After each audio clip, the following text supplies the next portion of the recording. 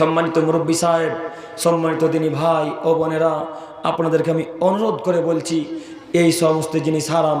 আমি বলতে চাইছিলাম যেই সব জিনিস বেশি খেলে বিবেকের ক্ষতি করে, তার অল্প কণাও মদ, অল্প কণাও হারাম। একটু আমার দিকে লক্ষ্য করেন। পৃথিবীতে কিছু কিছু পাপের দুনিয়াতেই শাস্তি আল্লাহ রসুল সাল্লাল্লাহু আলাইহি সাল্লাম উল্লেখ করে দিয়েছেন। পৃথিবীতে কিছু কিছু পাপের দুনিয়াতে আল্লাহ রসুল সাল্লাল্লাহু আলাইহি সাল্লাম দুনিয়াবী শাস্তি উল্লেখ করে দিয়েছেন।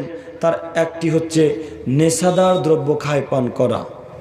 তার আর একটি হচ্ছে কেউ যদি চুরি করে তাহলে তার হাত কেটে ফেলে দিতে হবে, তাই তো? কেউ যদি কারোর নামে অপবাদ লাগায় তাহলে তাকে ৮০ লাঠি পেটাতে হবে। এইগুলো সব দুনিয়াবী শাস্তি। যদি কাউকে ৮০ লাঠি পেটান, হয়তো আল্লাহ ক্ষমা করে দিতেও পারেন, জান্নাত হতে পারে, পরকালে জাহান্নামও হতে পারে। এরকমই কিছু কিছু দুনিয়াবী পাপের শাস্তি রয়েছে। তার একটি হচ্ছে নেশাদার দ্রব্য খায় পান করা। কোনো মানুষ যদি মদ পান করে, কোনো মানুষ যদি নেশাদার দ্রব্য খায় পান করে, তাহলে তাকে ৪০ লাঠি পেটাতে হবে। ওমর রাদিয়াল্লাহু তাআলা আনহুর যুগে কেউ যদি বেশি নেশাদার দ্রব্য খায় পান করতেন তাহলে তাকে ৮০ লাঠি পেটাতেন। সম্মানিত দিনী ভাই, এখন যারা মদ পান করে আসে তাদেরকে যদি আমাদের সর্দারেরা পেটায় তাহলে তো এখন কেস হয়ে যাবে। হ্যাঁ, তাহলে তো এখন মামলা হয়ে যাবে। অমুক গ্রামের সর্দার সাহেব আমাদের গায়ে হাত তুললো কেন? জি, আপনাকে বলি, গ্রাম্য যারা সর্দার, গ্রাম্য যারা সভাপতি, গ্রাম্য যারা ক্যাশিয়ার, গ্রামের যারা এক কথায় দায়িত্বশীল ব্যক্তি, যারা দায়িত্বশীল মানুষ, এই সমস্ত লোকদের কাছে আমার জরুরি অনুরোধ যে আপনারা একটা নিয়ম চালু করুন। টেটিয়াতে যদি কোনো মানুষ নেশার দ্রব্য খায় পান করে আসে তাহলে তার ১০,০০০ টাকা জরিমানা করা হবে। পারবেন করতে?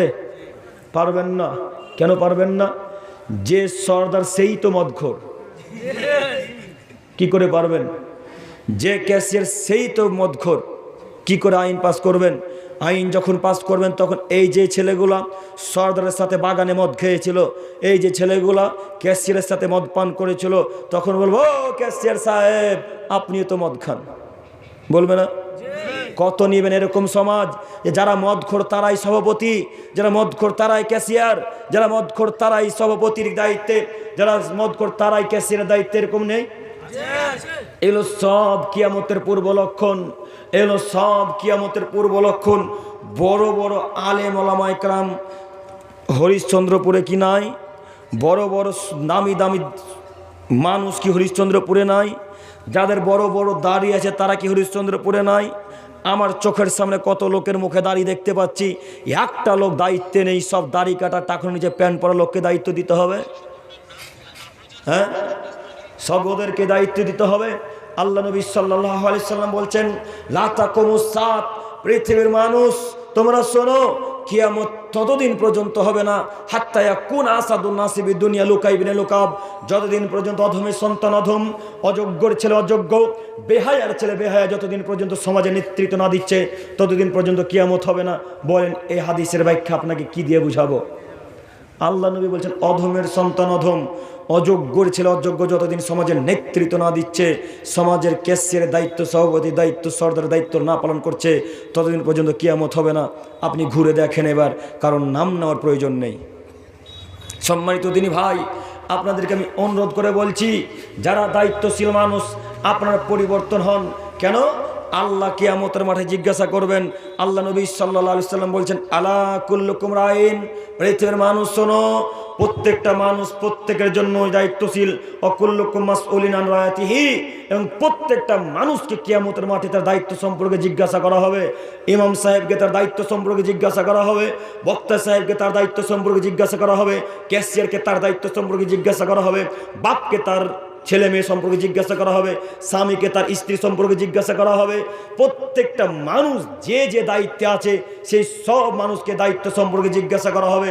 সেদিন যদি আল্লাহ তাআলা দায়িত্ব সম্পর্কে জিজ্ঞাসা করেন তখন আপনি ইমাম সাহেব কি উত্তর দেবেন একটু বলেন? কি প্রশ্নের উত্তরে জবাব দেবেন? আপনাকে আমি অনুরোধ করে বলতে চাইছি, যতদিন সমাজে থাকবেন, ইমামতি করবেন, ততদিন পর্যন্ত কারো গোলাম হয়ে থাকবেন না, আপনি গোলাম নন। যতদিন সমাজে ইমামতি করবেন ততদিন নিজের ক্ষমতাতে থাকবেন, কোনো সর্দারের কথা মোতাবেক চলবেন না, কোনো ক্যাশিয়ারের কথা মোতাবেক চলবেন না, কোনো দায়িত্বশীলদের কথা মোতাবেক চলবেন না। আপনি ইমাম মানুষ, ইমাম মানে কি? ইমাম মানে নেতা মানুষ। আপনি টেটিয়ার নেতা, আপনি টেটিয়ার মানুষকে যা বলবেন টেটিয়ার মানুষ শুনতে বাধ্য।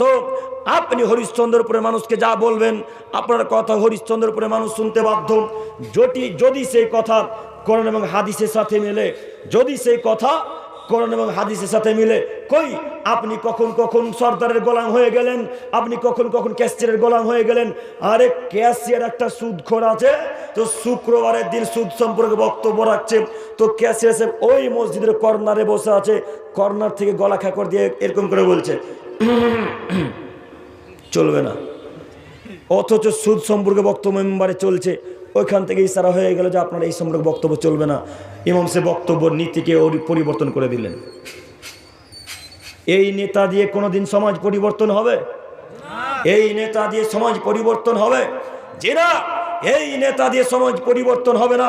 বলিষ্ঠ কণ্ঠের, অন্তরে ভয় থাকবে না যার, সেই জাতিকে জাতির পরিবর্তন করতে পারে, সেই টেটিয়ার মানুষের উন্নতি করতে পারে, সেই টেটিয়ার যুবক ভাইদের মত ছাড়তে পারে, সেই ইমাম সাহেব, সেই নেতা মানুষ টেটিয়ার গ্রামের মানুষের উন্নতি করতে পারে, যে জোরালো কণ্ঠে জুমার খুতবায় বলবে সুদ হারাম, ঘুষ খাওয়া হারাম, বিড়ি পান করা হারাম।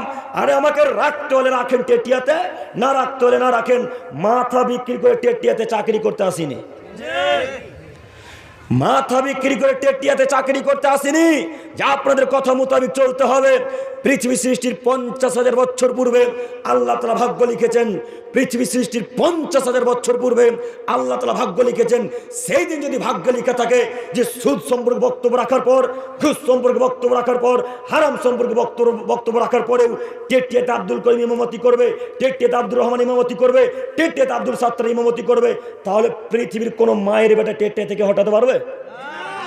কোনো মায়ের বেটা হটাতে পারবে না। আর আপনি যদি সর্দারের মন মতো চলেন, ক্যাশিয়ারের মন মতো চলেন, আর সেদিন যদি আল্লাহ বলে দেয় যে এই সপ্তাহের পর থেকে আর আব্দুল করিম ইমামতি করতে পাবে না, সারা পৃথিবীর মানুষ, সারা পৃথিবীর যত সর্দার ক্যাশিয়ার টেটিয়ার যত মানুষ আছে সবাই যদি আব্দুল করিমের চাকরির ব্যবস্থাই মসজিদে করে দিতে চায়, কেউ পারবে করতে? করতে পারবে না। এই গতিতে বক্তব্য রাখেন ইমাম সাহেব, এই গতিতে বক্তব্য রাখেন। কিসের আপনার রুজির ভয়? রুজি কি সর্দার দেয় না আল্লাহ দেয়? রুজি তো ওপর থেকে নির্ধারণ হয়ে এসেছে। আপনি কোনো ভয় করে বক্তব্য রাখবেন? বক্তব্য এমন গতিতে চলবে এবং রাইফেলের গুলির মতো এপার ওপার হয়ে যাবে কথা। এইভাবে বক্তব্য দেন, ভয় করে বক্তব্য রেখে রাখলে আপনি উন্নতি করতে পারবেন না। আপনাকে আমি অনুরোধ করে বলছি, আপনি ভয় করে বক্তব্য রেখেছেন, তার কারণে আপনাকে সর্দার বলেছে পায়খানা পরিষ্কার করো, বলেনি? কত ইমাম সাহেব দেখবেন পায়খানা পরিষ্কার করছে, কত ইমাম সাহেবকে দেখবেন ওযুখানা পরিষ্কার করছে, কত ইমাম সাহেবকে দেখবেন ওই মসজিদের চা তালটা ধোয়াধুয়ি করছে। ও সর্দার সাহেব, ইমাম সাহেব আপনার বাপের চা করে নাকি? হ্যাঁ, যে ইমাম সাহেব পায়খানা পরিষ্কার করবে, ইমাম সাহেব ওই ওযুখানা পরিষ্কার করবে, ইমাম সাহেব করে পায়খানা পরিষ্কার করবে। যারা সর্দার, যারা ক্যাশিয়ার, যারা নেতৃত্ব দিচ্ছে টেটিয়াতে, তারা পায়খানা পরিষ্কার করে মসজিদের, তারা মসজিদ ঝাড়ু দিবে, তারা ওযুখানা পরিষ্কার করবে, ইমাম সাহেব করবে না। আপনি কি হিসেবে ইমাম সাহেবকে আদেশ দিয়ে বললেন ইমাম সাহেব ওই যে ওখানে বদনাটা পড়ে আছে তুলেননি কেন? বদনা বুঝলেন কি? লোটা লোটা না কি বলেন? বদনা একটা পড়ে আছে ওখানে। তো কত বেহায়ার বাচ্চা, বেহায়া সর্দার এসে বলছে ইমামকে বদনাটা পড়ে আছে তুলতে পারেননি। এইভাবে কথা চোখের সামনে চলছে। ইমাম সাহেব নিরুপায়, কোনো বাক্য না বলে চুপচাপ বদনাটা তুলে নিল। কেন?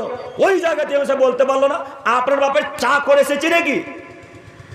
আমার দায়িত্ব শুধু 5 ওয়াক্ত সালাত আদায় করাবো, আমি বদনা পরিষ্কার করতে পারবো না। আমার ইচ্ছা হলে বদনাকে গুছিয়ে রাখবো, ইচ্ছা হলে পায়খানা পরিষ্কার করবো, ইচ্ছা হলে মসজিদ ঝাড়ু দেবো, ইচ্ছা হলে ওযুখানা পরিষ্কার করবো। আপনারা কেউ আদেশ দিয়ে করাতে পারবেন না। কই বলতে পারলেন না কেন? তার মানে বোঝা যাচ্ছে আপনি মনে করেছেন টেটিয়া থেকে যদি চলে যায় কোনো মসজিদ আমাকে নিবে না। এতটা পুঁজি নেই পেটে, মস্তিষ্কে এতটা পুঁজি রাখতে হয় যে আজ যেখান থেকে চলে গেলে কাল কোনো জায়গাতে আবার সঙ্গে সঙ্গে নিয়ে নেবে। এরকম নীতি নিয়ে আল্লাহর উপর ভরসা করে বক্তব্য রাখেন, মানুষের উপর কেন ভরসা করবেন? ইমাম সাহেব, আপনাদের সকলকে আমি অনুরোধ করে বলছি, আপনাকে আমি অপমান করতে আসিনি। আমিও আপনার জাতি, আমিও আপনাদের গোষ্ঠীর মানুষ, আমিও একজন আলেম মানুষ, আমিও একজন ইমাম মানুষ, আমিও আলেম মানুষ, আমিও মাদ্রাসায় পড়েছি। আমি বুঝি যে মাদ্রাসার শিক্ষকদের কত কষ্ট, বোঝেননি? ইমামদের কত কষ্ট আমরাও জানি। আর আসলে এদের স্বভাব এত খারাপ, মনে করে এরা সর্দারেরা ইমাম মানে চাকর, তাই না? এরা প্রায় মানুষ মনে করে ইমাম মানে চাকর। ইমাম সাহেব, আপনি স্বভাব পরিবর্তন করেন, দেখবেন সর্দার ক্যাশিয়ার সব নিজে নিজে তার পরের সপ্তাহ থেকে মসজিদ ঝাড়ু দিচ্ছে। সম্মানিত দিনী ভাই, আপনার আমি ব্রেনটা একটু শুধু খোলার জন্য বললাম, আপনি আমার কথাতে রাগ করিয়েন না, আমি আপনার ছোট দিনী ভাই। এর পরের অংশ আমি যেটা বলতে চাইছিলাম, যে যদি কোনো মানুষ নেশাদা দ্রব্য খায় পান করে, তো আল্লাহ নবী সাল্লাল্লাহু আলাইহি সাল্লাম বলছেন তার 40 দিন কোনো ইবাদত আল্লাহ তাআলা কবুল করবেন না। এই জায়গাতে আবারও আসবো, তার আগে জরুরি একটা আয়াত পেশ করি। মহান আল্লাহ তাআলা বলেন, ইয়া আইয়ুহাল্লাযীনা আমানু, হে পৃথিবীর ইমানদার মানব সম্প্রদায়, তোমাদেরকে বলছি তোমরা শোনো, ইন্নামাল খামরু ওয়াল মাইসির ওয়াল আনসাব ওয়াল আজলাম, পৃথিবীর মানুষ, তোমরা মদ, জুয়া, প্রতিমার পূজা করা এবং ভাগ্যবাজি করা থেকে বিরত থাকো। এ কথা কে বলছেন বলেন তো দেখি? আল্লাহ। আল্লাহ বলছেন পৃথিবীর ইমানদার মানব সম্প্রদায়, তোমরা মদ, জুয়া, প্রতিমার পূজা করা এবং ভাগ্যবাজি করা থেকে বিরত থাকো। কেন বিরত থাকবে? রিজসুম মিন আমালিশ শয়তান, এই কাজকর্মগুলি হচ্ছে শয়তানের অপবিত্র কর্ম। একটু এক খেলে আমার দিকে তাকান, নইলে আয়াতের অর্থ হয়তো বা বুঝতে পারবেন না। আল্লাহ বলছেন এই কাজগুলি থেকে বিরত থাকো। কেন বিরত থাকবে? রিজসুম মিন আমালিশ শয়তান, কাজগুলি শয়তানের, তাই বিরত থাকতে হবে, তাই তো? কাজগুলি কার? শয়তানের, তাই বিরত থাকতে হবে। এবার আপনাকে আমি বলি, কিছু বলছেন? বলেন বলেন। আগের দিকে জায়গা আছে, আপনারা ডান সাইড দিক দিয়ে বা বাম দিক দিয়ে চলে আসেন, আগে যথেষ্ট লোক বসতে পারবো, একটা লোক বাকি থাকবে না, সব এগিয়ে আসে। আর একটু ঘন হয়ে বসেন। তারপর তাহফিল মাজালিস ফাফসাহু ইয়াফসাহিল্লাহু লাকুম, মজলিসে একটু মানুষকে বসা জায়গা করে দিতে হয়, আল্লাহ আপনার জন্য সেটা প্রশস্ত করে দেবে, প্রশস্ত করবে। বসুন, চেপে চেপে বসুন, শীতের দিনে ঘন হয়ে বসবেন, মজা পাবেন। এগিয়ে আসেন। আরো জায়গা থেকে গেল। প্রথমে বললাম যে ডান দিকে বাম দিকে দুদিকে কাড়ি দিয়ে দাও, তাই আমরা বাম দিকে দিয়ে ডান দিকে দেয়। যারা দাঁড়িয়ে আছে হয়তো আগে চলে আসেন, আগে চলে আসেন। একটা লোক ওখানে দাঁড়িয়ে থাকবে না, একটা লোক। আরো একটা বাঘাবাক্তা আছে, খুব সুন্দর পরিবেশ। বাম দিকে আরো 50 জন বসা যাবে, বাম দিকে আরো 50 জন বসা যাবে। ওইখানে কে ওই দাঁড়িয়ে আছে মূর্তির মতো হয় বাবা, আসো না হয় যাও ওখান থেকে। কথা যদি বোধে না ঢুকে তাহলে সরে যাও, পরিষ্কার সুন্দর হয়েছে। ঘরে বসুন, আল্লাহ আপনাদের বসাকে কবুল করে। আমিন। মাংস 100 টাকা কেজি, মাংসটি নিয়ে শেষ করতে হবে। মাদ্রাসাকে, মসজিদকে সাহায্য করার জন্য 100 টাকা কেজি, প্রয়োজন না থাকলেও কিনেন, কালকে তো খাওয়াবে, তারপরের দিন খাওয়া যাবে, সমস্যা নেই, শীতের সময় গেছে। 100 টাকা দিয়ে মসজিদকে সাহায্য করেন, 100 টাকা কিলো মাংস।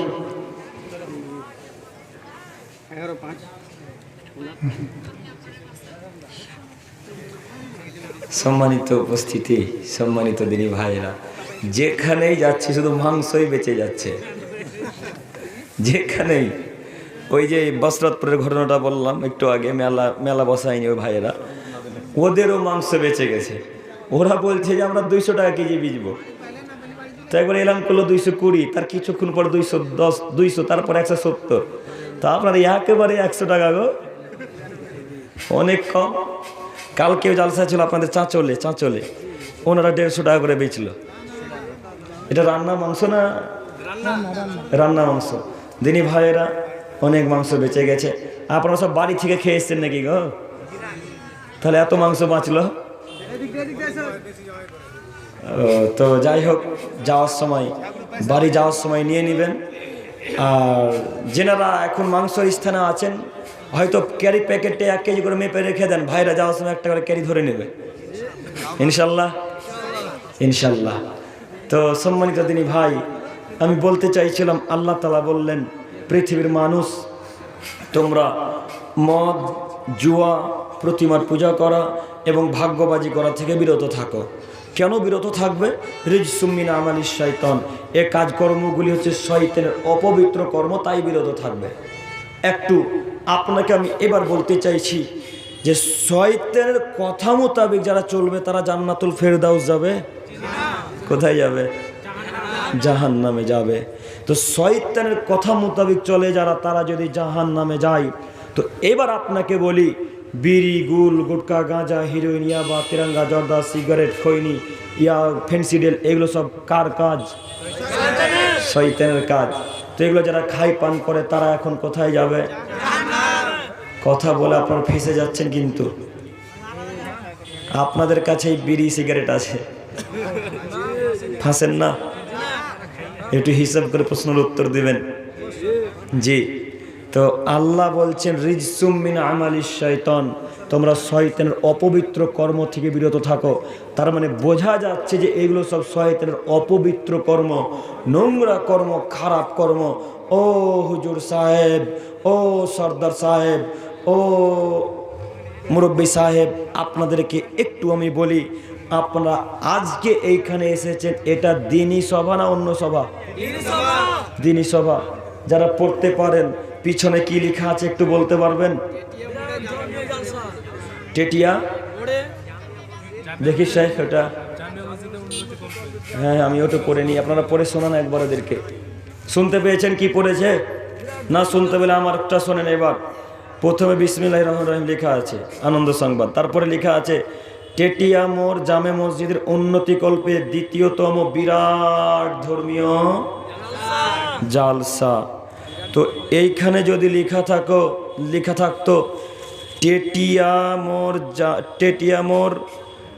মোড়ের স্থানে দ্বিতীয়তম বিরাট ধর্মীয় দুর্গা পূজার মেলা যদি লেখা থাকতো, তাহলে পকেটে বিড়ি, গোল, গুটকা থাকলে মানাতো। কথা বুঝেননি? যেহেতু এটা ধর্মীয় সভা, দিনী সভাতে আপনি এইখানে এত অপবিত্র জিনিস নিয়ে এসেছেন, এতটুকু খারাপ লাগে না? এতটুকু লজ্জা হয় না? এতটুকু হায়াবোধ হলো না যে না, এইখানে আমি আল্লাহ এবং তার রাসূলের বাণী শুনতে যাচ্ছি, এখানে তো আমি কোনো কিস্সা কাহিনী শুনতে যাই না, বা আমি এখানে ভোটের কাহিনী শুনতে যাচ্ছি না, আমি আজকের মতো এই দিনী সভাতে কেন এই নোংরা জিনিস নিয়ে যাব? এটা একবারও ব্রেনে এসেছে? একবারও আসেনি। যদি আসতো তাহলে আপনার পকেটে এখন পর্যন্ত বিড়ি, গুল, গুটকা থাকতো না, তাই না? এখন চেক করলে পাওয়া যাবে না মনে হয়? পাওয়া যাবে, পাওয়া যাবে। হে আমার প্রিয় দিনী ভাই, হে আমার মুরব্বী সাহেবগণ, আপনাদেরকে আমি অনুরোধ করে বলছি, একটু আমার দিকে লক্ষ্য করেন। অন্যত্রের একটা আয়াত বলে এখানে একটু মিলাই, আমার দিকে লক্ষ্য করেন। মহান আল্লাহ তাআলা বলেন, ইয়া আইয়ুহান নাস, হে পৃথিবীর মানব সম্প্রদায়। একটু আগে আল্লাহ তাআলা ঈমানদার মানুষদেরকে বলছিলেন, এবার আল্লাহ তাআলা সারা পৃথিবীর মানুষকে বলছেন, হে পৃথিবীর মানব সম্প্রদায়, কুলু মিম্মা ফিল আরদি হালালান তাইয়্যিবা, আমি এই গোটা পৃথিবীতে যা পবিত্র বৈধ জিনিস দিয়েছি তা হতে তোমরা ভক্ষণ করো। আমি এই গোটা পৃথিবীতে যা বৈধ এবং পবিত্র রুজি দিয়েছি তা হতে তোমরা ভক্ষণ করো। একটু এই ব্যাখ্যা বাদ দিয়ে এবার আপনাকে একটু বলি, এত বড় পৃথিবীতে এত প্রকারের ভালো ভালো খাদ্য আছে, এত বড় পৃথিবীতে দামি দামি খাদ্য আছে, তার মধ্যে আছে কলা, তার মধ্যে আছে আপেল, তার মধ্যে বেদানা, আঙ্গুর, কিশমিশ, চেরি ফল, পেস্তা, কাজু, কত দামি দামি খাদ্য পৃথিবীতে আছে। এইসব খাদ্য হালাল না হারাম? হালাল। তো এত বড় পৃথিবীতে এই সবগুলাকে লাথি মেরে ফেলে দিয়ে আপনার কপালে বিড়ি আর গুলি জুটলো? হ্যাঁ, আর আল্লাহ বলছেন তোমরা হালাল এবং বৈধ রুজি খাও। আল্লাহ কি বলছেন? তোমরা হালাল এবং বৈধ রুজি খাও। তো আপনারা এইভাবে এই নোংরা জিনিস কেন পান করেন, কেন খাবেন? আল্লাহ তাআলা বলছেন ওয়ালা তাত্তাবিউ খুতুওয়াতিশ শাইতান, হে পৃথিবীর মানুষ তোমরা শয়তানের পথ অনুসরণ করো না।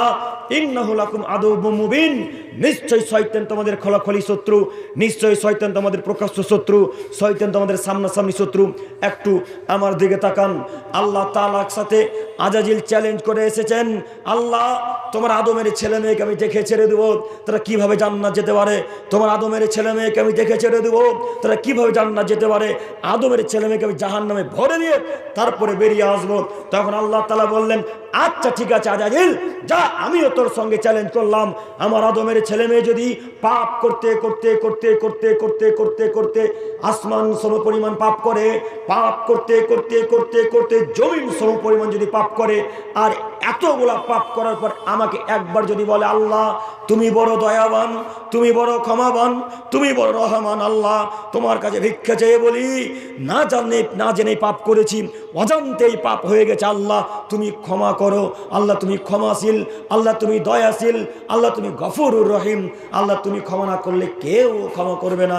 এইভাবে যদি আদমের ছেলে মেয়ে একবার আমার কাছে ভিক্ষা চাই, আজাজিল শোন, আমি আমার আদমের ছেলে মেয়েকে সঙ্গে সঙ্গে ক্ষমা করে দেব। আল্লাহু আকবার। আল্লাহ ক্ষমা করে দিবেন। একদিনও ক্ষমা চেয়েছেন? পাপ অনেক হয়েছে। আমরাই পাপ করব না ফেরেশতারা করবে? জি, আমরাই পাপ করব, মানুষই পাপ করবে, জিনেই পাপ করবে, ফেরেশতা পাপ করবে না। আল্লাহ নবী বলছেন, আদমের ছেলে মেয়ে শোনো, তোমরা যদি পাপ না করতে, আল্লাহ নবী বলছেন তোমরা যদি পাপ না করতে, তাহলে তোমাদেরকে আল্লাহ তাআলা হটিয়ে দিতেন। আল্লাহ তোমাদেরকে হটিয়ে দিতেন, তোমাদেরকে হটিয়ে দিয়ে আল্লাহ তাআলা এমন একটা কওমকে, এমন একটা জাতিকে আল্লাহ তাআলা সৃষ্টি করতেন, যে জাতি পাপ করত আল্লাহর কাছে ভিক্ষা চাইতো, যে জাতি পাপ করত আর আল্লাহর কাছে ভিক্ষা চাইতো, আর আল্লাহ তাদেরকে ক্ষমা করতেন। আল্লাহু আকবার।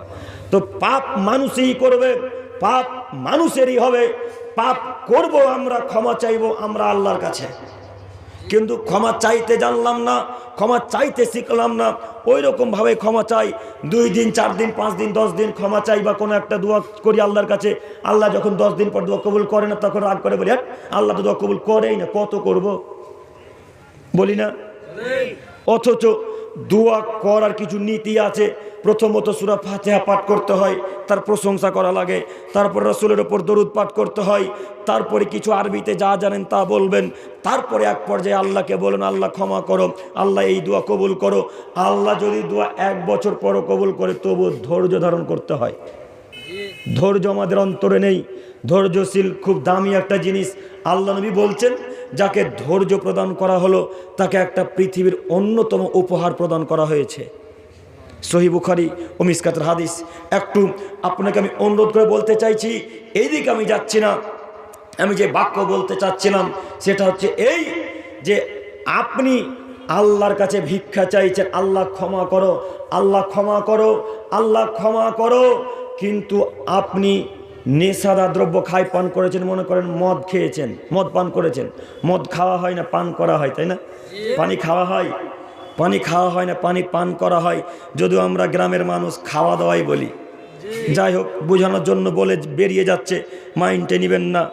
একটু আপনাকে বলি, আপনি শিরক করেছেন, আজকেই মাজারে সিজদা করে এলেন। শিরক পৃথিবীর সব থেকে ছোট পাপ না বড় পাপ? বড় পাপ।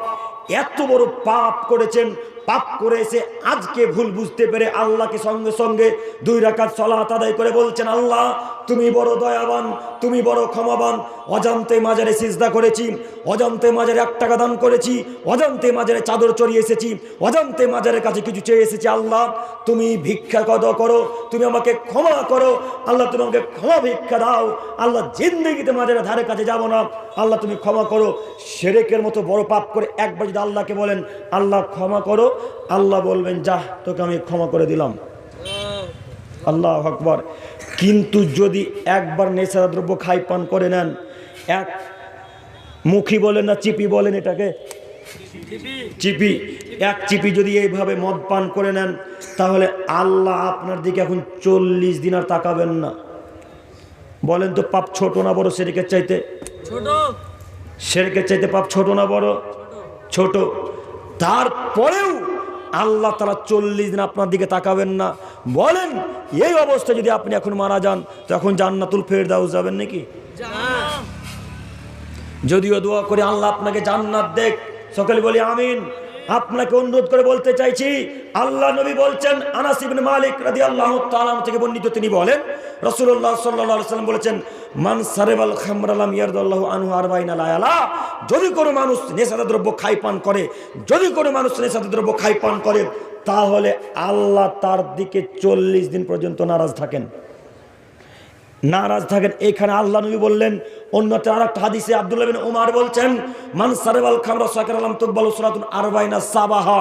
যদি কোনো মানুষ একদিনে সাদাদ্রব্য খায় পান করে, তাহলে আল্লাহ তার 40 দিন কোনো সালাত কবুল করেন না। বলেন এবার আপনি কি করবেন? আপনি দিন রাত নেশাদার দ্রব্য খাই পান করেন, দিন রাত বীরের মতো জঘন্যতম পাপে অপরাধ থাকে বিলিপ্ত থাকেন, দিন রাত গুটকা মুখে থাকে, দিন রাত গুল মুখে থাকে, আপনি 5 ওয়াক্ত সালাত আদায় করেন। আল্লাহ রসুলের বাণীতে এখন সালাত কি কবুল হচ্ছে? তবে সালাত কবুল হয় না এই কথা ঠিক। তো সালাত আদায় না করলে যে পাপটা হতো, এই পাপটা আপনার হবে না। কথা বুঝতে পারলাম না? একটা ছেলে সালাত আদায় করে না, বিড়ি পান করে। তো বিড়ি পান করাও অপরাধ, সালাত না আদায় করাও অপরাধ। তো এই ছেলেটা এখন দুটা অপরাধের অপরাধী। একটা ছেলে বিড়ি পান করে, সালাত আদায় করে। এখন সালাত না আদায় করলে যেই পাপটা হতো, এই পাপটা এই ছেলেটার হবে না, কিন্তু বিড়ি পান করা অপরাধটা তার থাকবে। কথা বুঝতে পারলাম? আপনার সালাত কবুল হবে না। আপনাকে আমি কি দিয়ে বুঝাই? অনুরোধ রক্ষা করুন। আমি আপনার ছেলের মতো, আমি নিজে জান্নাত যেতে চাই যেমন, আপনাদেরকে জান্নাতে নিয়ে যেতে চাই তেমন। তাই তত জটিল ও কঠিনভাবে বলা। আপনি অনুরোধ রক্ষা করুন। আমার কথা বিশ্বাস করতে হবে না, হাদিস রাসূল সাল্লাল্লাহু আলাইহি ওয়াসাল্লামের পক্ষ থেকে বলা। আমার কথা বিশ্বাস করতে হবে না। আমার কথা বিশ্বাস করবেন কেন? আমি একজন ছোট মানুষ, আমার কথা মানা লাগবে না। আপনি হাদিস গ্রন্থ খুঁজতে শুরু করেন যে নেশাদার দ্রব্য খাই পান করলে সত্যি কি আল্লাহ তাআলা 40 দিন সালাত কবুল করেন না? সত্যি কি আল্লাহ তাআলা আমাদের দিকে 40 দিন তাকাবেন না? এই কথা আমার বিশ্বাস করবেন কেন? আপনি হাদিস গ্রন্থ খুঁজতে শুরু করেন। আপনাদের হরিশ্চন্দ্রপুরে যারা বড় বড় আলেম আছে, যারা বড় বড় আলেম ওলামায়ে কেরামগণ আছে, যারা শাইখুল হাদিস মাদ্রাসা, যারা হেড মুদাররিস, তাদেরকে জিজ্ঞাসা করুন। আমার মতো ছোট মানুষের কথা বিশ্বাস করতে হবে না। তবে একটা কথা মাথায় রাখবেন, আমি যতক্ষণ পর্যন্ত স্টেজে থাকি, যতক্ষণ পর্যন্ত বক্তব্য রাখি, আল্লাহর কসম করে বলছি, আজ পর্যন্ত কখনো হাদিস কোরআনের বাইরে কথা বলিনি। ইনশাল্লাহ বলবো না। তবে আমিও মানুষ, হয়তো কথায় কথায় ভুল বেরোতেই পারে। ভুল যদি হয়ে যায় ক্ষমা করবা, ধরিয়ে দিবেন, সঙ্গে সঙ্গে শুধরে নেওয়ার চেষ্টা করব। আর আমার কথা যদি সত্য হয়, তাহলে আপনাকে আজকেই বিড়ি ত্যাগ করতে হবে ইনশাল্লাহ। ইনশাল্লাহ আজকে ত্যাগ করতে পারবো। পান, জর্দা পান, ইনশাল্লাহ জর্দা পান ত্যাগ করতে হবে। কি হিসাবে আপনি জর্দা পান খান? অনুরোধ রক্ষা করুন। আমি আপনাকে বলতে চাইছিলাম, আল্লাহ বলছেন ওয়ালা তাত্তাবিউ খুতুওয়াতিশ শাইতান, পৃথিবীর মানুষ, শয়তানের পথ তোমরা অনুসরণ করো না। ইন্নাহু লাকুম আদুউম মুবিন, শয়তান তোমাদের খোলাখুলি শত্রু। শয়তান চাই শুধু যে তোমাদেরকে জাহান্নামে ভরে দিবে, এটাই তার মূল কাজ। অতএব আপনি হয়তো মনে করছেন যে আমার ওই ছেলেটা বন্ধু, ওই মানুষটা আমার বন্ধু, এরা শয়তানের বেশ ধরে আছে, কারণ এরা নেশার দ্রব্য খায় পান করে। যুবক ভাই, আপনাকে আমি কোনো একদিনের আলোচনায় উদাহরণস্বরূপ হয়তোবা এই হরিশ্চন্দ্রপুরে বলেছিলাম যে আপনার 5টা বন্ধু আছে। কটা? 5টা বন্ধু আছে। 5টা বন্ধুর মধ্যে 3টা বন্ধু নেশার দ্রব্য খায় পান করে, আপনারা 2 বন্ধু পান করেন না। আপনি এই 3 বন্ধুর সঙ্গে ঘোরাঘুরি করবেন না। কেন কেন করবেন না? এদের সাথে যদি এখন ঘোরাঘুরি করেন, তাহলে হয়তো বা আপনি তাদের পাল্লাতে পড়ে কোনো না কোনো একদিন নেশাদার দ্রব্য খায় পান করবেন, তাই না? ওই যে মুরব্বীদের কথা, যে 1 বস্তা আলুতে যদি 2টা 3টা আলু পচা থাকে, তাহলে পাশের আলুগুলোকে পচিয়ে দিতে সহযোগিতা করে। মিলছে কথা? তাই বলে যে আলুর বস্তা থেকে আলুটাকে আগে বের করে ফেল, তাহলে আর 50 কেজি আলু ভালো থাকবে। তাই আপনাকে বলছি, 5টা বন্ধুর মধ্যে 3টা রাবিশ বন্ধু আছে, অশিক্ষিত বন্ধু আছে, তাদেরকে ছুঁড়ে ফেলে দেন, তাদের সাথে চলাফেরা করবেন না। ইনশাল্লাহ ইনশাল্লাহ। আল্লাহ তাআলা অন্যত্রে বলছেন, পৃথিবীর মানুষ, আল্লাহ তাআলা মুহাম্মদ সাল্লাল্লাহু আলাইহি ওয়াসাল্লামকে বলছেন, অমর মুহাম্মদ সাল্লাল্লাহু আলাইহি সাল্লাম, আপনি পৃথিবীর মানুষকে ভালো কাজের আদেশ করেন, ওয়া'মুর বিল উরফ ওয়া আরিজ আনিল জাহিলিন, এবং আপনি মানুষকে ক্ষমা করেন এবং আপনি মূর্খদের কাছ থেকে এড়িয়ে চলেন। আল্লাহ কোরআন মাজিদের মধ্যে বলছেন, মুহাম্মদ সাল্লাল্লাহু আলাইহি সাল্লাম আপনি পৃথিবীর মানুষকে ক্ষমা করুন। আল্লাহ মুহাম্মদ সাল্লাল্লাহু আলাইহি সাল্লামকে ক্ষমা করতে বলছেন, তার মানে মুহাম্মদ সাল্লাল্লাহু আলাইহি সাল্লাম অতীব দয়ালু ক্ষমাশীল মানুষ ছিলেন, নবী ছিলেন। যারা তাকে মেরে রক্তাক্ত করে দিচ্ছে, যারা পাথর দিয়ে মাথাকে পিঠকে ফাটিয়ে দিচ্ছে, তাদের জন্যই বলছে তোমরা ওকে ধ্বংস করবে কেন, আমি তো ওদের হেদায়েতের জন্য এসেছি। আল্লাহুস সামাদ, কত দামি মানুষ, এত দামি মানুষ, তারপরে ওই 3 নম্বর শ্রেণীর যারা মুসলিম বিদ্বেষী মানুষ তারা বলছে মুহাম্মদ সাল্লাল্লাহু আলাইহি সাল্লাম নাকি চরিত্রহীন মানুষ। নাউজুবিল্লাহি মিন জালিক। জি, তাইফের ময়দানের ঘটনা মুখস্থ নেই? আছে। তাইফের ময়দানের ঘটনা মুখস্থ আছে? তাইফের ময়দানে আল্লাহ রাসূলকে মেরে রক্তাক্ত করেনি? করেছিল। তো পাহাড়ের ফেরেশতা এসে আল্লাহ নবীকে বলছেন, আল্লাহ নবী অনুমতি দেন না, তাইফবাসীকে একেবারে মাটির সাথে মিশিয়ে দেবো, অনুমতি দেন, একেবারে ধূলিসাৎ করে দেবো মাটির সাথে তাইফবাসীকে। তখন আল্লাহ নবী বলছেন, না না না, আমি তো তাদের হেদায়েতের জন্য এসেছি। কত দামি কথা, আল্লাহুস সামাদ। আমরা হলে বলতাম আমার গোষ্ঠী শুদ্ধা পিন্ডি চটকে দে, নাকি? কেউ গালি দিচ্ছে তো সহ্য হয় না আমাদের, হচ্ছে কি? তো রক্তাক্ত করে দিল, তারপরে বলছে না ওদেরকে কেন ধ্বংস করবে, ওদের তো আমি হেদায়েতের জন্য আমি এসেছি, ছেড়ে দাও। তো এত দামি মানুষ এত বড় কথা বলতে পারে, আর মুসলিম বিদ্বেষী কাফেরের বাচ্চা কাফেরেরা বলছে আল্লাহ নবী নাকি চরিত্রহীন মানুষ, এটা মানা যায়? নাউজুবিল্লাহি মিন জালিক। এ কথা কি সহ্য হয় অন্তরে? তাহলে ওই যে আপনার বিরুদ্ধে, আপনার নবীর বিরুদ্ধে এত বড় কথা বললো, কই একদিন একটা পোস্ট আপনার ওদের বিরুদ্ধে করেছেন? একদিন একটা বক্তব্য ওদের বিরুদ্ধে দিয়েছেন? একদিন কোনো একটা পোস্ট ওদের বিরুদ্ধে লিখেছেন লিখনির মাধ্যমে? লিখেননি। আজকে যদি আপনার ওই নেতাকে গালি দেওয়া হতো, আজকে যদি আপনার কোনো রাজনীতি নেতার দুর্নাম করা হতো, তাহলে মিছিল করতে করতে একেবারে টেটিয়ার মানুষ সবাই হরিশ্চন্দ্রপুর বাজারে চলে যেত। হ্যাঁ, সবাই গিয়ে বলতো আজকে ভারত বন্ধ, আজকে পশ্চিমবাংলা বন্ধ, নাকি? সব চেঁচাতো। যে বিশ্ব নবী, তাকে এত বড় অপমান করা হলো, কই তার নামে তো তার পক্ষ থেকে একটা তো কথা বলতে পারলেন না? কেন পারলেন না? তবে আমি আপনাকে বলছি যে আল্লাহ রাসূলের পক্ষ থেকে আপনি মিছিল বের করেন, মিছিল বের করতে হবে না। আপনি এখান থেকে যতদূর সম্ভব তাদের বিরোধিতা করেন। কই বক্তব্যের মাঝে বললেন না যারা রাসূলের বিরোধিতা করেছে তাদের ফাঁসি হওয়া চাই, তাদের ফাঁসি দিতে হবে। আমরা ভারত সরকারের কাছে আবেদন করছি, যারা রাসূলের বিরুদ্ধে কথা বলে, রাসূলকে নিয়ে যারা কটূক্তি করে, রাসূলের বিরুদ্ধে যারা কটু মন্তব্য করে, তাদের ফাঁসি চাই। কথা বলেছেন? বলেননি কেন? আপনার নেতার বিরুদ্ধে একটা কথা যদি পাশে চায়ের দোকানে বলে, তো রক্ত করে টকবক টকবক করে ফুটে, এ তো দাঁত ভেঙে দেবো বেটা, আমার নেতার বিরুদ্ধে কথা বলছিস। ঝগড়া হয় না?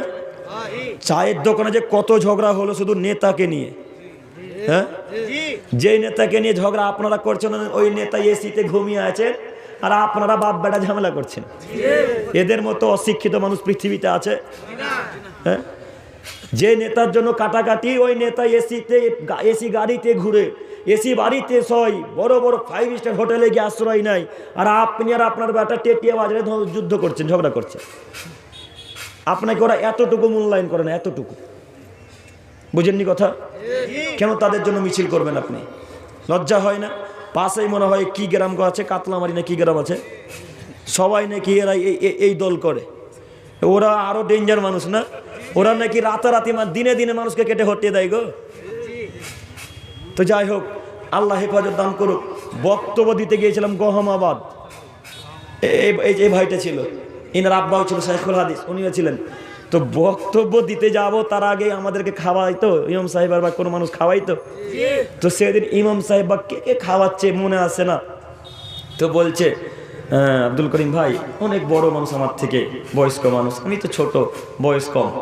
তো তিনি বলছেন আব্দুল করিম ভাই একটু হিসাব করে বক্তব্য রাখিয়ে, এরা সব মারখান্ডা লোক। হ্যাঁ, সব মারখান্ডা লোক। আল্লাহ, আল্লাহর কসম, এইভাবে কথা চলছে। আর ওরা বিষয় বেঁধে দিয়েছিল যে ওই পাড়া প্রতিবেশীর হক। তার মানে বুঝতে পেরেছিলাম সেদিন যে এরা পাড়া প্রতিবেশীর জমি জায়গায় এরাই দখল করে আছে।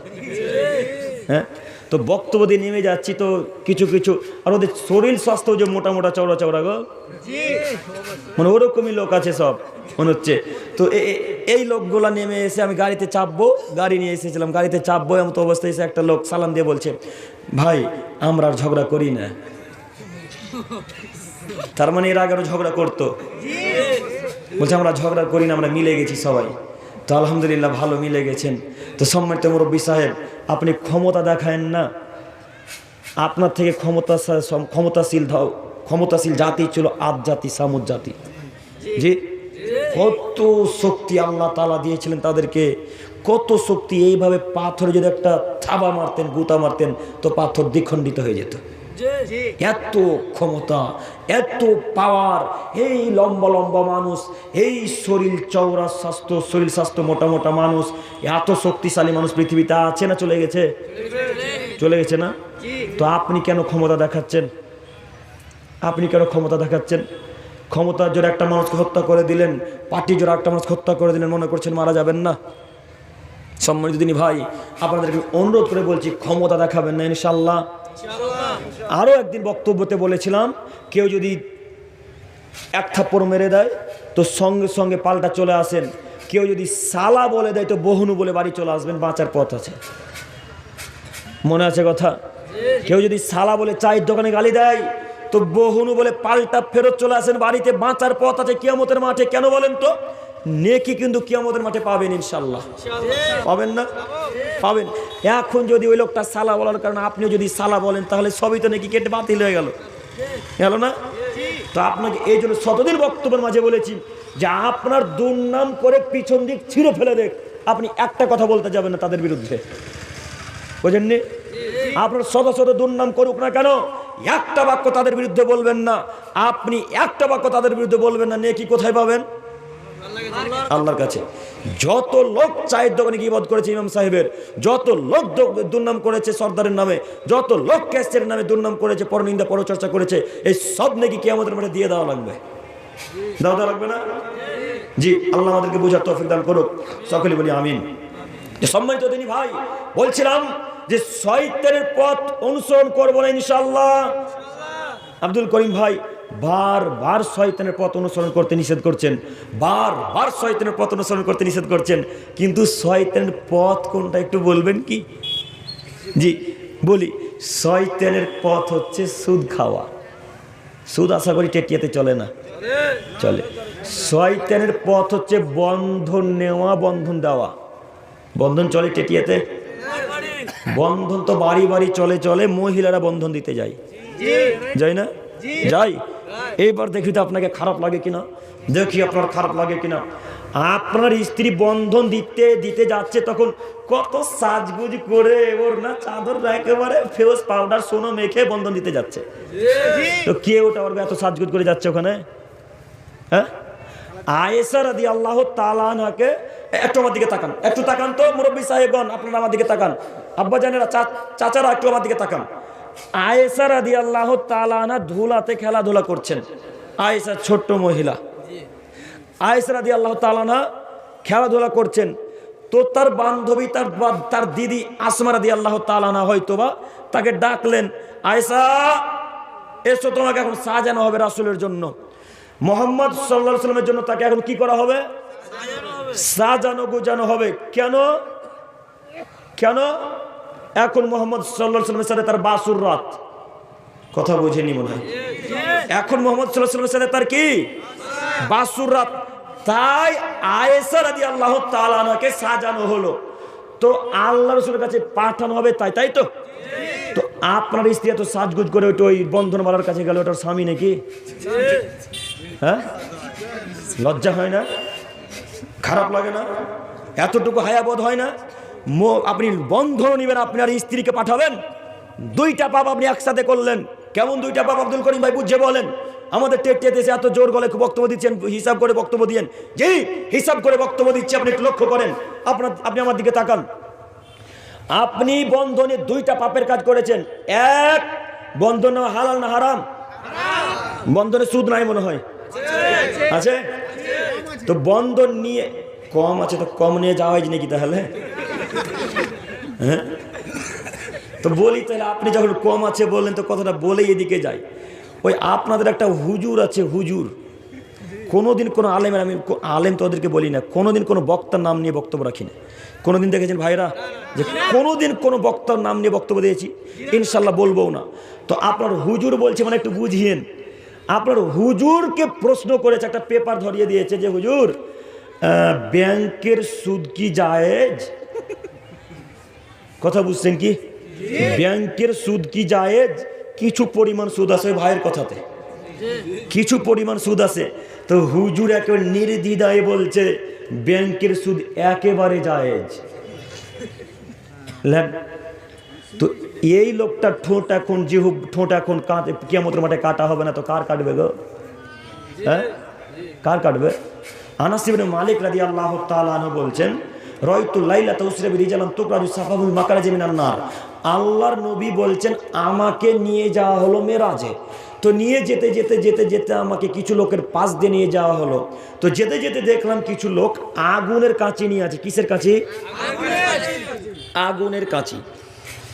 আগুনের কাঁচি নিয়ে লোকগুলা ঠোঁটকে এইভাবে ধরে আছে, ঠোঁটকে এইভাবে ধরে নিজে নিজে আগুনের কাঁচি দিয়ে কেটে ফেলে দিচ্ছে, নিজে নিজে আগুনের কাঁচি দিয়ে কেটে ফেলে দিচ্ছে। তো আল্লাহর নবী দেখে অবাক, আশ্চর্য। জিবরাইল আলাইহিস সালামকে বলছেন মান হাউলাই জিবরাইল, জিবরাইল এদের অবস্থা এরকম কেন? এরা একা একাই ঠোঁট কেটে ফেলে দিচ্ছে, বুঝতে পারলাম না এরা কেন ঠোঁট কাটছে আগুনের কাঁচি দিয়ে। তখন জিবরাইল আলাইহিস সালাম বলছে আল্লাহ নবী আল খুতাবা মিন উম্মাতিক, এরা আপনার উম্মতের বক্তা মানুষ। হাদিস পড়েননি? এরা আপনার উম্মতের বক্তা মানুষ। তো এই যে হুজুর বলল সুদের টাকা একদম হালাল, আজ পর্যন্ত কোন যেমন তেমন হুজুরের মুখে কোনোদিন শুনেছেন যে সুদের টাকা হালাল? শুনেননি না, কোনদিন শুনবেনও না ইনশাল্লাহ। তো ওই কিভাবে বলল, কিভাবে বলল? হুজুর সমাজের সাথে তাল মিলিয়ে চলার জন্য সুদের টাকাকেও হালাল করে দিল। তো এই যদি সুদের টাকা হালাল করতে পারে তাহলে বাংলাদেশের লোক তো হিল্লা বিবাহ জায়েজ করতে পারে। হিল্লা বিবাহ দেখেননি? এই তো কয়দিন আগে হিল্লা বিবাহ নিয়ে কত ঝামেলা হলো বাংলাদেশে, কথা বলে না। দেখেছেন হিল্লা বিবাহ কি? হিল্লা বিবাহ বুঝেন? হিল্লা বিবাহ বুঝেন না?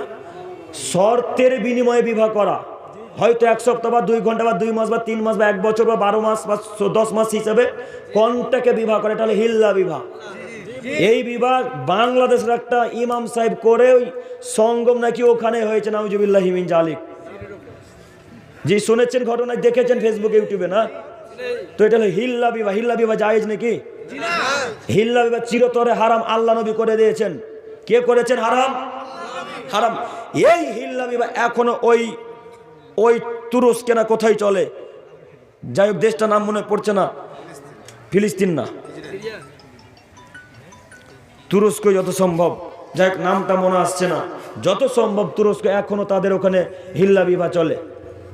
যাই হোক আপনাকে বলছি এই হুজুর যদি সুদের টাকা হালাল করে দেয় তাহলে ওই বাংলাদেশের হুজুরও তো হিল্লা বিবাহকে হালাল করে দেবে, জায়েজ করে দিবে। তাই তো হিল্লা বিবাহ করলো। জিনা সুদের টাকা হারাম, একেবারে হারাম, টোটালে হারাম, পুরোপুরি হারাম, সম্পূর্ণরূপে হারাম। কোন মায়ের বেটা প্রমাণ করতে পারবে না সুদের টাকা হালাল। আরো একটা কথা শুনুন, যেটা বলতে চাইছিলাম যে সুদ নিয়ে তো আপনি একটা পাপ, বন্ধন নিয়ে তো একটা পাপ করলেনই, বন্ধন নিয়ে আপনি আপনার স্ত্রীকে আবার দিতে পাঠিয়ে আর একটা পাপ করলেন, তাই না? আল্লাহ বলছেন ওয়াকরনা ফি বুয়ুতিকুন্না ওয়ালা তাবাররুজনা তাবাররুজাল জাহিলিয়াতিল উলা। পৃথিবীর মানুষ, পৃথিবীর মহিলাগণ বাড়িতেই থাকো, জাহিলিয়াতের যুগের মতো, বর্বরতা যুগের মতো, অসভ্য যুগের মতো, নগ্নতা যুগের মতো, বেহায়া যুগের মতো তোমরা নিজেদেরকে প্রদর্শনী দিয়ে রাস্তাঘাটে চলাচল করো না। কার বাণী?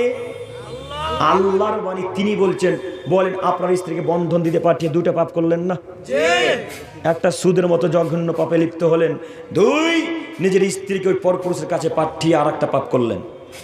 আজকের পর থেকে জিন্দেগিতে স্ত্রীকে বন্ধনওয়ালার কাছে পাঠাবো না ইনশাআল্লাহ, ইনশাআল্লাহ। আর যেটা বন্ধন নিয়েছি পরিশোধ করে দিয়ে বন্ধনওয়ালার ওখানে মুখে লাথি মেরে আসবো ইনশাআল্লাহ, যে জিন্দেগি তার বন্ধন নিব না। নিব ইনশাআল্লাহ পরে থেকে, ইনশাআল্লাহ নিব না। ইনশাল্লাহ নিব না? ইনশাল্লাহ নিব না। আল্লাহ তুমি আমাদেরকে কবুল করো, সকলে বলি আমিন। সম্মানিত দিনী ভাই, আপনাকে আমি বলতে চাইছিলাম এগুলো সব কার পথ? শয়তানের পথ। শয়তান কোথায় যাবে? যারা তার কথা মোতাবেক চলে তারা কোথায় যাবে? জাহান্নামে। লা শাক্কা ফিহিন, নাইতে সন্দেহ আছে? শয়তানের কথা মোতাবেক চলে যারা জাহান্নামে যাবে তারা। ঠিক ওই হাদিসের মতো আল্লাহর নবী বলছেন, অন্তরকে ঠাকাও জান্নাত যেতে পারবে, অন্তরকে ঠাকাও জান্নাতে যাবে। অন্তরের মোতাবেক চলবে যারা জাহান্নামে যাবে তারা। একথা মুহাম্মদ সাল্লাল্লাহু আলাইহি সাল্লাম বলেছেন। সম্মানিত দিনী ভাই, এরপর আয়াত মহান আল্লাহ তাআলা বলেন, ইয়াসআলুনাকা আনিল খামরি ওয়াল মাইসির। মুহাম্মদ সাল্লাল্লাহু আলাইহি সাল্লাম, পৃথিবীর মানুষ আপনাকে জিজ্ঞাসা করবে মদ এবং জুয়া সম্পর্কে, তখন আপনি বলুন ফিহিমা ইসমুন কাবীর, এই দুটিতে বড় পাপ হয়। এই দুটিতে কি হয়? বড় পাপ হয়। বাণী কার? আল্লাহর। এবার আপনাকে বলি, আপনি এখন আল্লাহর বাণী মানবেন না হুজুরের কথা মানবেন? আল্লাহর বাণী মানবেন। তাহলে হুজুরের কথাতে লাথি মেরে ড্রেনে ফেলে দিতে হবে ইনশাআল্লাহ।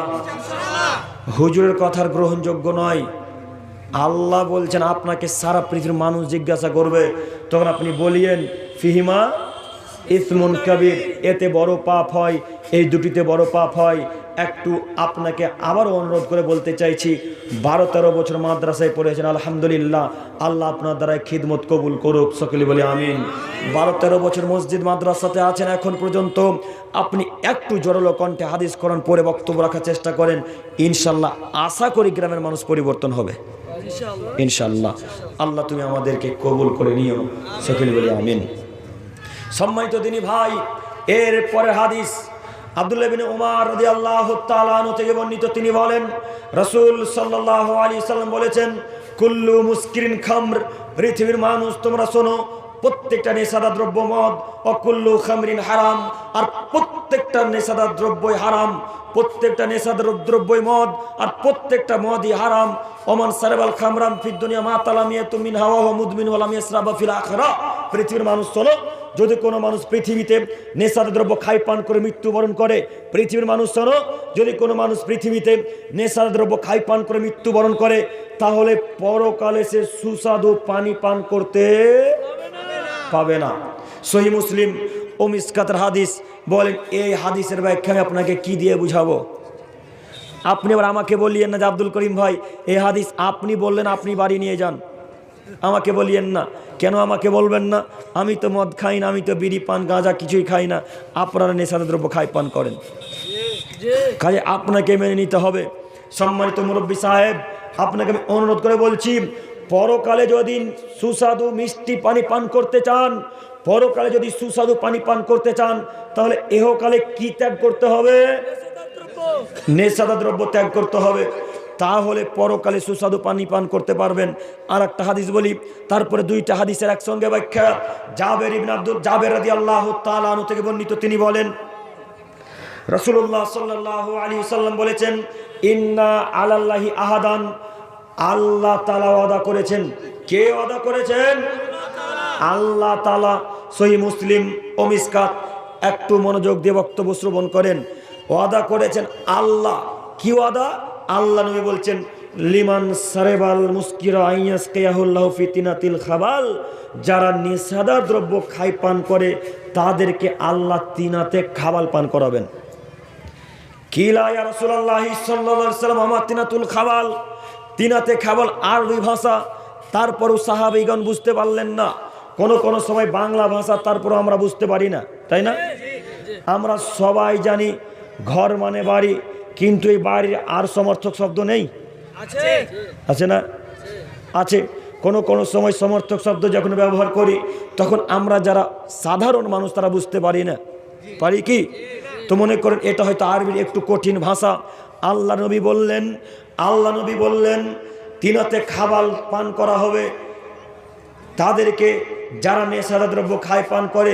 ইয়া রাসূলুল্লাহ, তিনাতে খাবার কি একটু বুঝিয়ে বলেন।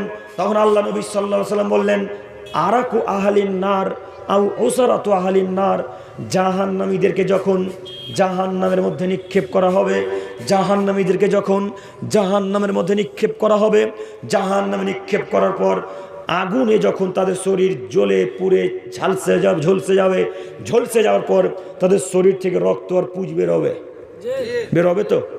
ওই রক্ত আর পুঁজের নাম হচ্ছে তিনাতে খাওয়াল। এই রক্ত আর পুঁজ কাদেরকে পান করানো হবে, খাওয়ানো হবে? যারা নেশাদা দ্রব্য খায় পান করে তাদেরকে। মুরব্বী সাহেব, আপনি বিশ্বাস করুন, হাদিস সহিহ মুসলিম ও মিসকাত, আপনি বিশ্বাস করুন, হাদিস সহিহ মুসলিম ও মিসকাত, কোনো জাল জয়ীফ হাদিস বলতে আসেনি। আপনাকে আমি অনুরোধ করে বলছি, আপনি যদি পরকালে এই রক্তপুঁজ আর অত্যন্ত গরম তরল পদার্থ যদি পান করতে না চান, তাহলে এহকালে আপনাকে কি ত্যাগ করতে হবে? নেশাদা দ্রব্য। পারবো ইনশাল্লাহ? ইনশাল্লাহ। মুরব্বী সাহেব, আপনাদেরকে নিয়ে আমার বেশি ভয়, কেননা আমি যতদূর জানি মুরব্বী সাহেবরাই বেশি বিড়ি পান করে, মুরব্বী সাহেবরাই বেশি মুখে ওই গুল মাজে। আপনি আমার কথাকে খারাপ নিয়েন না, আমার আব্বা জান আপনাকে চাচা করে বলছি, আপনাকে আমি জান্নাতে নিয়ে যেতে চাই, এই জন্য এত জটিল ও কঠিনভাবে বলছি। আপনি বিশ্বাস করুন, আপনাকে আমি আবার অনুরোধ করে বলছি, পরকালে যদি ওই সুস্বাদু পানি পান করতে চান, তাহলে আপনাকে এহকালে নেশাদা দ্রব্য পান করা ত্যাগ করতে হবে। পারবো ইনশাল্লাহ? ইনশাল্লাহ, ইনশাল্লাহ। আল্লাহ তুমি আমাদেরকে এই নেশাদা দ্রব্য পান করা থেকে বিরত থাকার তৌফিক দান করো, সকলে বলি আমিন। সম্মানিত মুরব্বী সাহেব, সম্মানিত দিনী ভাই, এর পরের হাদিস রাসূল সাল্লাল্লাহু আলাইহি সাল্লাম বলেন, লা ইয়াদখুলুল জান্নাতা মুদমিনু খামর, যারা নেশাদা দ্রব্য খায় পান করে তারা জান্নাতে যাবে না। যারা নেশাদা দ্রব্য খায় পান করে তারা জান্নাতে যাবে না। যারা নেশাদা দ্রব্য খায় পান করে তারা জান্নাতে যাবে না। একটা হাদিস আর একটা হাদিস বলে দুইটা হাদিসের ব্যাখ্যা, একটু আমার দিকে তাকান। আব্দুল্লাহ ইবনে ওমর রাদিয়াল্লাহু তাআলা আনহু থেকে বর্ণিত, তিনি বলেন রাসূল সাল্লাল্লাহু আলাইহি সাল্লাম বলেছেন, লা ইয়াদখুলুল জান্নাতা মুদমিনু খামর, যারা নেশাদা দ্রব্য খায় পান করে তারা জান্নাতে যাবে না। কারা যাবে না? বারবার আমি আপনাদের দৃষ্টি আকর্ষণ করছি, এই জন্যে যেন আপনি পরিবর্তন হন। বারবার হাদিস প্রায় একই আসছে যে নেশাদা দ্রব্যর কথা বারবার আল্লাহ রাসূলের বাণী, তিনি বলছেন লা ইয়াদখুলুল জান্নাতা মুদমিনু খামর, নেশাদা দ্রব্য খায় পানকারী জান্নাতে যাবে না। 1 2 কোন পিতামাতার অবাধ্যকারী ছেলে মেয়ে জান্নাতে যাবে না। আব্দুল করিম ভাই, পিতামাতার অবাধ্যকারী ছেলে মেয়ে মানে এর মানে হচ্ছে যারা পিতামাতার কথাকে মানে না, পিতামাতার কথাকে অমান্য করে চলে, পিতামাতার কথাকে যারা এড়িয়ে চলে, পিতামাতার কথাকে যারা ছুঁড়ে ফেলে দিয়ে এড়িয়ে চলে, তারা জান্নাতে যাবে না। যুবক ভাই, আপনাকে বলি, জান্নাত যদি পেতে চান পিতামাতার মন জয় করেন।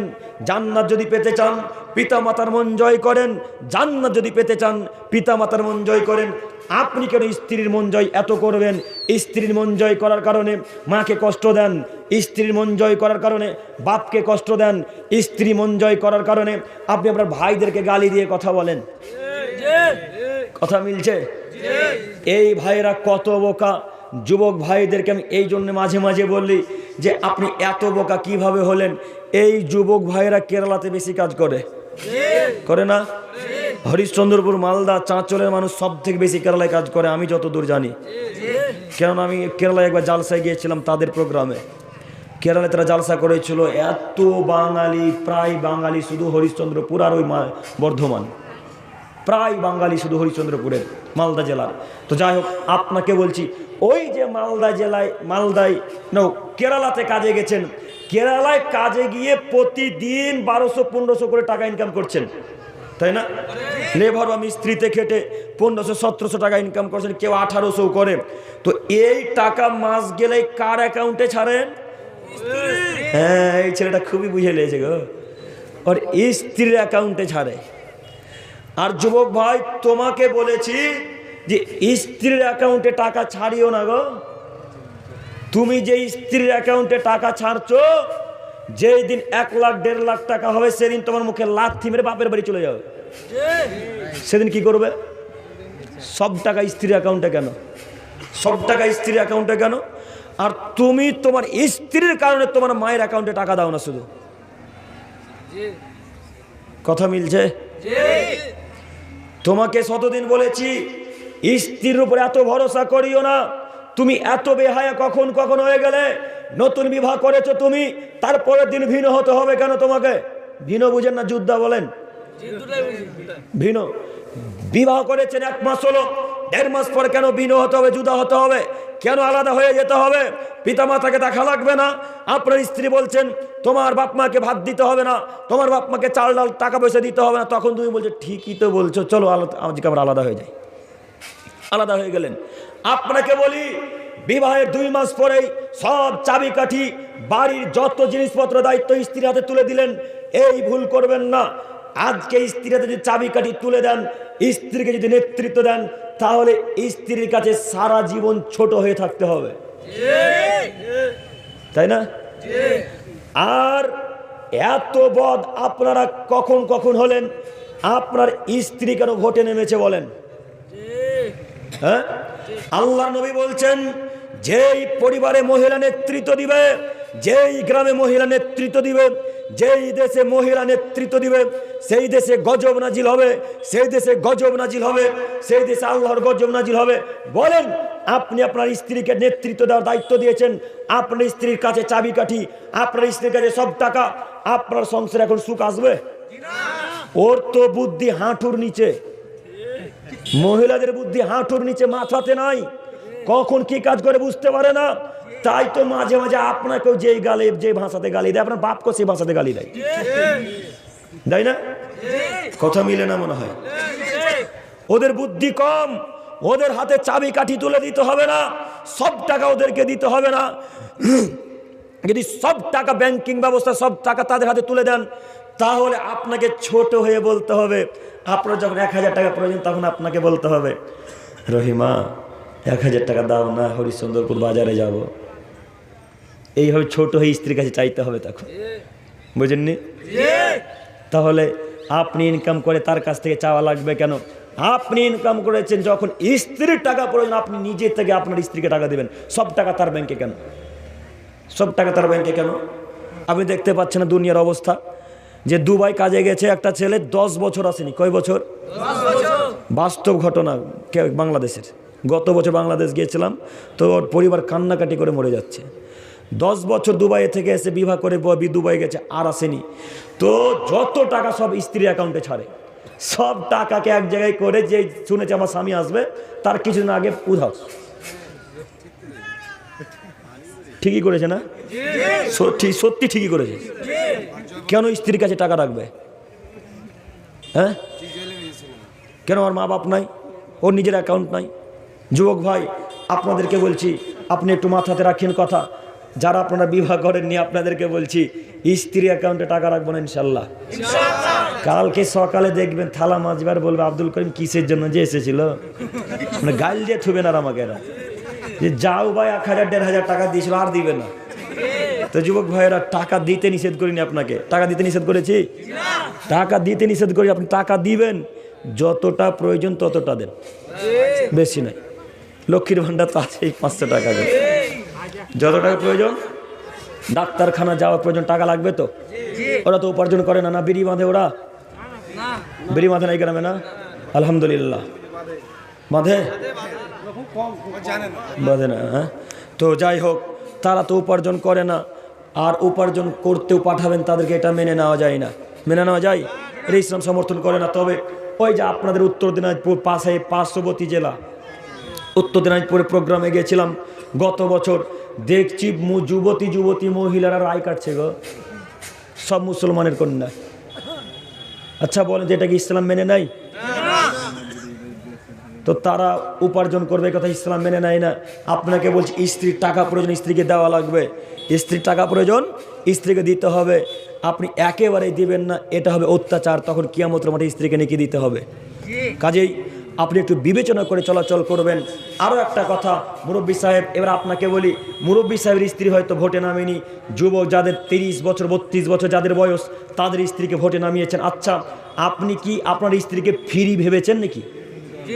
হ্যাঁ, আপনার স্ত্রী মিছিল করছে আগে আগে, আর আপনি পিছনে পিছনে। কথা মিলে না মনে হয়? কথা মিলছে? মহিলারা মিছিলে যাচ্ছে, ভোটের মিছিলে আগে আগে, আপনার স্ত্রী আর হাজার হাজার যুবক তার পিছনে, তাকে সবাই ধাক্কা মারে, স্বামীকে একটুকু খারাপ লাগে না। মোহর আদায় করেছে ওই লোকটাই, টাকাও দেয় ওই লোকটাই, সায়া ব্লাউজ কাপড় চাল ডাল শাক সবজি আলু পটল ঝিঙে পটল সব কিছু কিনে দেয় ওই লোকটা, আর ধাক্কা মারে মিছিলের লোকে। খারাপ লাগে না? এতটুকু কেন খারাপ লাগে না? স্ত্রীকে কেন ভোটে নামাবো, স্ত্রী কেন মিছিলে নিয়ে যাব? আমি কি কাপুরুষ, আমি কি খ্রিস্টান, আমি কি ইহুদি যে আমার স্ত্রীকে মিছিলে নিয়ে যাব?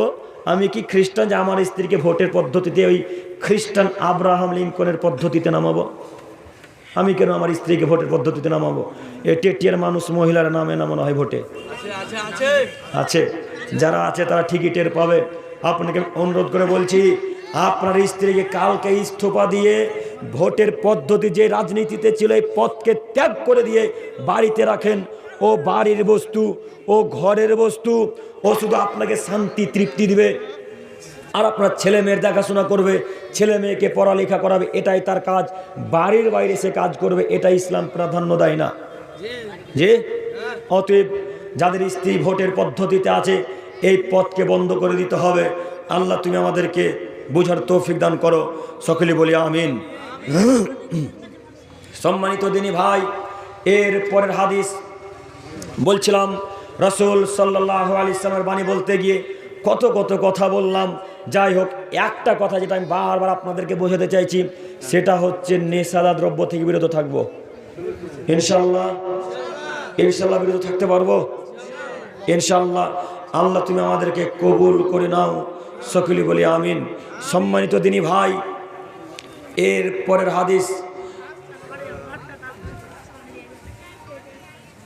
আম্মার ইবনে ইয়াসার রাদিয়াল্লাহু তাআলা আনহু থেকে বর্ণিত। তিনি বলেন, রাসূলুল্লাহ সাল্লাল্লাহু আলাইহি ওয়াসাল্লাম বলেছেন, সালাসাতুন লা ইয়াদখুলুনাল জান্নাতা আবাদা।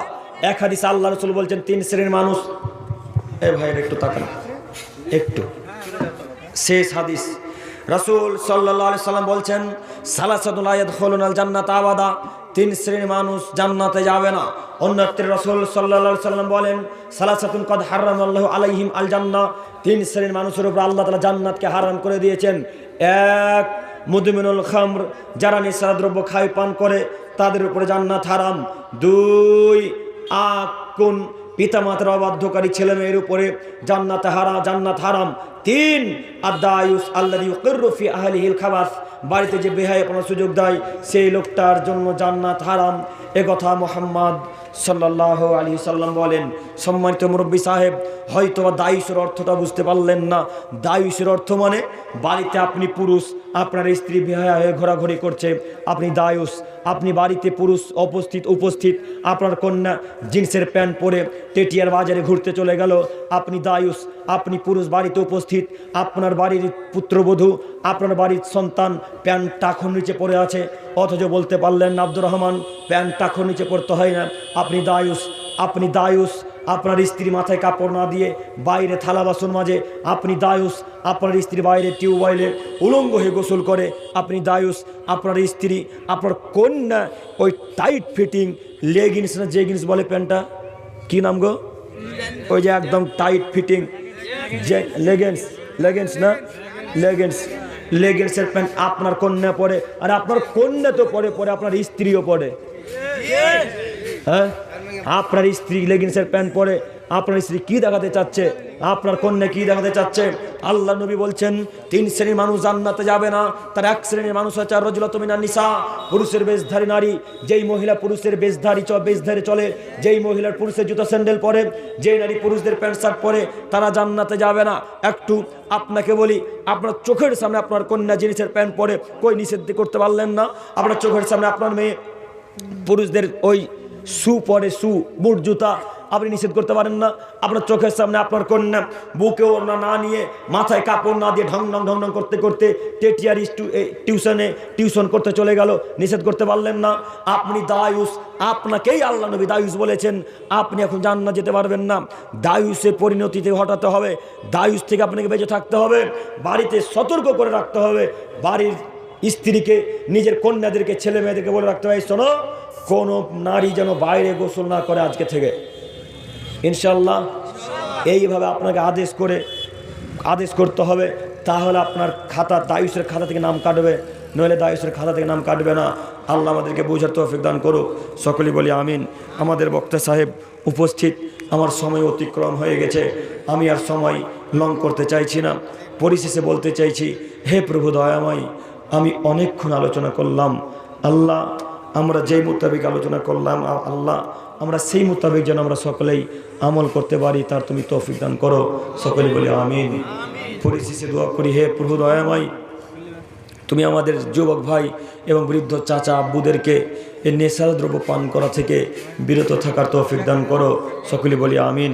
পরিশেষে দোয়া করি, হে প্রভু দয়াময়, তুমি আমাদের সকলেরই সৎ আমলগুলোকে কবুল করে পাপগুলোকে ক্ষমা করে দিয়ে জান্নাতুল ফেরদাউস দান করো, সকলে বলি আমিন। পরিশেষে দোয়া করি, হে প্রভু দয়াময়, আমাদের মধ্যে থেকে ইহকাল ছেড়ে যারা পরকালে পাড়ি দিয়েছে আল্লাহ, তোমার কাছে ভিক্ষা চেয়ে বলি আল্লাহ, তুমি আমাদের সকলেরই পিতামাতার কবর আযাবকে মাফ করে দিয়ে জান্নাতুল ফেরদাউস দান করো, সকলে বলি আমিন। এখান থেকে আলোচনা শেষ করলাম।